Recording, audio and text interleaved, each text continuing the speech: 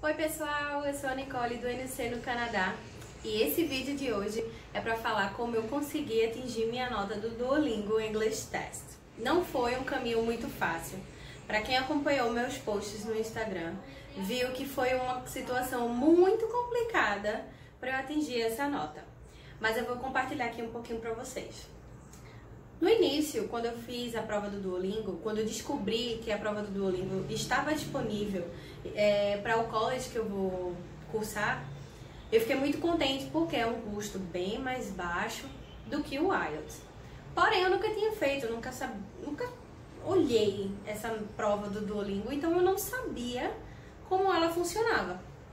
Então, por ela ser mais em conta, eu meio que fiz uma prova exploratória dela para entender melhor como é que funcionava o método dessa prova. Muita gente ainda não sabia, muita gente ainda tinha dúvida de como funcionava essa prova, então eu não queria criar muitas expectativas e fazer ela pela primeira vez. E aí o que acontece? Na primeira vez eu atingi a pontuação 95. O college que eu quero estudar, ele pede a pontuação mínima de 120, então já fiquei frustrada daí, porque eu falei, nossa, tão pouco, eu poderia ter conseguido. Mas eu descobri que eu tinha um problema muito sério para fazer essa prova, que era exatamente o cronômetro que fica lá em cima na telinha do Duolingo. E isso pra mim é uma coisa meio complicada, eu não consigo trabalhar com o tempo rodando, eu fico meio que nervosa. E aí, naquilo que eu sou boa, acabo sendo boa, eu acabo saindo ruim, por causa simplesmente de um relógio. Então, eu faço aula particular de inglês aqui no Brasil ainda, eu ainda tô no Brasil pra quem não sabe.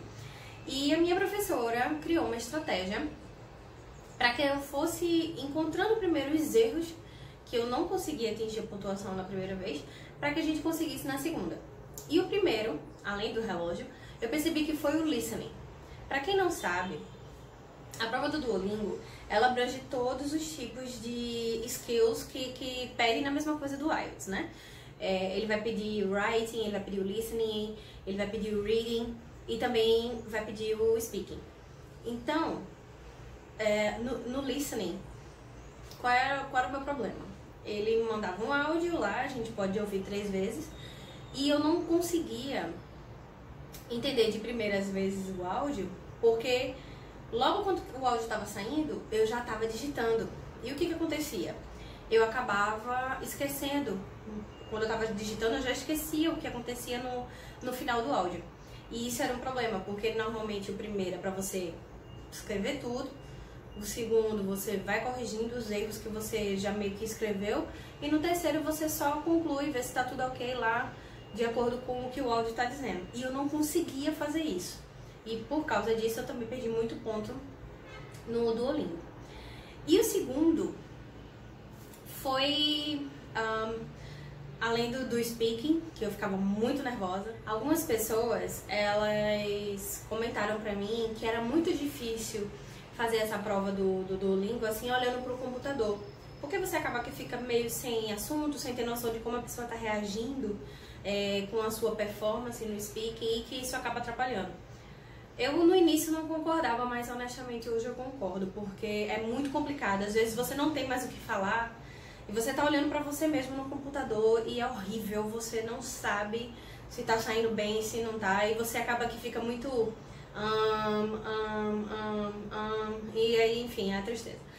Mas minha professora, ela me ajudou com isso, e uma coisa que ela me ensinou foi assim: minta em inglês.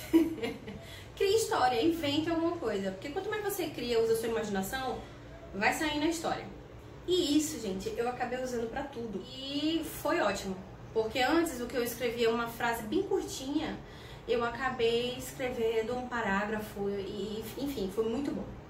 Então, muitos de vocês me perguntam: Nicole, me dá algumas dicas. Então, gente, a prova do Duolingo, ela nada mais nada menos é do que prática contínua. Primeiro, para você se adaptar ao estilo de prova. E segundo, para quem tem o mesmo problema que eu tive, de tempo, do cronômetro tá lá rodando, você também se acostumar com o cronômetro. Você entender que você tem um determinado tempo, que você tem que ser rápido naquele tipo de questão, que você pode relaxar um pouco, pensar mais um pouco naquele outro tipo de questão, para que aí sim vocês possam ter um resultado positivo naquela questão. Então, obviamente, né, uma das regras do Duolingo, a gente não pode sair falando o tipo de questão que aconteceu na prova, as minhas questões, eu não posso falar sobre isso. Mas, se você for no simulado, que tem lá no site do Duolingo English Test, eu vou até deixar aqui o digitado no vídeo, o Duolingo English Test. Se você for lá nesse simulado, você vai ver que o mesmo tipo de questão que cai no simulado, cai na prova. Porém, contudo, todavia, entretanto, ela não vai ter o Ctrl+C, Ctrl+V, não vão ser as mesmas coisas. Elas vão ficando mais difíceis conforme você vai acertando as pontuações lá, né? Do tipo de prova, das questões. Então, não vai ser o mesmo nível do simulado, né? E além disso, existe um tipo de questão que... Não, na verdade são mais de um, acho que são 3, que não tem no simulado e tem na prova. E eles são a imagem, que normalmente no simulado tem a imagem pra gente escrever uma situação, né, de acordo com a imagem, mas conforme você vai avançando, ele tem essa imagem para você falar. Então, você vai ver uma imagem lá, não vai ver nenhum texto e você tem que falar sobre aquela imagem. Então, você vai ter que meio que desenrolar na hora, porque imediatamente eles já começam a gravar. Então, esse tipo vai ter de áudio, vai ter em vídeo e também vai ter no escrito, sobre a imagem. Além disso, lembra que eu falei no início que tinha o listening que eu tinha que escrever? Basicamente, tem um assim, só que é com uma pergunta. Ele vai fazer uma pergunta pra você em áudio e você tem que responder em áudio ou em vídeo. Pode ser que caia os dois na sua prova, pode ser que só caia um. Mas vai ter uma questão que você vai ter que responder de forma que seja de áudio. Então, isso quando eu fiz minha segunda prova, isso me pegou de surpresa, porque eu não imaginava. Então, tem que ficar atento. Conforme você também vai melhorando bastante suas pontuações, eles também vão colocando muito mais questões de escrita e muito mais de speaking do que as tradicionais que tem no simulado. Um pouquinho das minhas dicas que me ajudaram muito a atingir a nota que eu precisava no Duolingo English Test, que foi o seguinte: primeiro, tenta memorizar o máximo de palavras que você viu lá no simulado, por exemplo, e vai no dicionário, procura, escreve, vê o significado delas. Muitas das palavras que caíam nessa prova do Duolingo, eu não tinha noção do que eram. Muitas vezes, assim, em séries, em filmes, a gente escuta, mas na escrita eu nunca escrevi. Então eu ficava, ih, gente, será que é assim mesmo? Será que não é e tal? Então o que acontecia? Eu fiz muitos simulados, muitos mesmo. Eu passei quase um mês só fazendo simulado e corrigindo meus simulados. Eu pegava essas palavras que eu achava que poderiam estar erradas e depois ia no dicionário e escrevia. Então tenta fazer isso. Isso vai te ajudar bastante a você tentar reconhecer realmente as palavras que você já sabe e as que você nunca viu na sua vida, para que você já não caia no mesmo erro no futuro. Tá bom? Essa é a primeira dica. A segunda dica, vai no Google. Bota qualquer tipo de imagem. Ou então tenta olhar essas imagens que tem em Canva, nesses sites assim, que são totalmente aleatórias.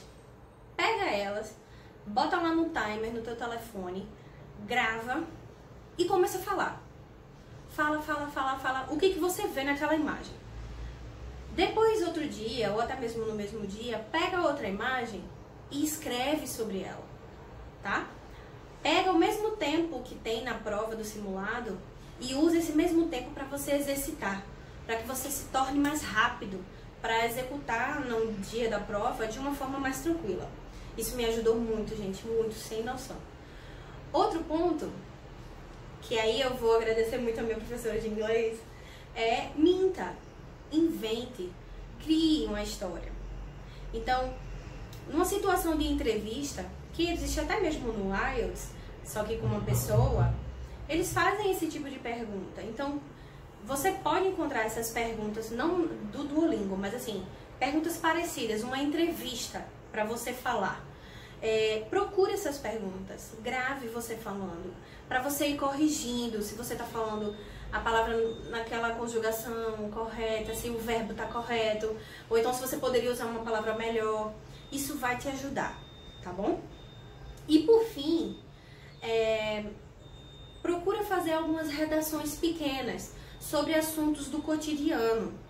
Por quê? Porque possa ser que caiam temas do tipo, possam ser que caiam temas sobre sua opinião, possa ser que caiam sobre um tema que você tenha que opinar por uma situação política, enfim, não sei. Mas assim, façam redações pequenas, procurem redações pequenas.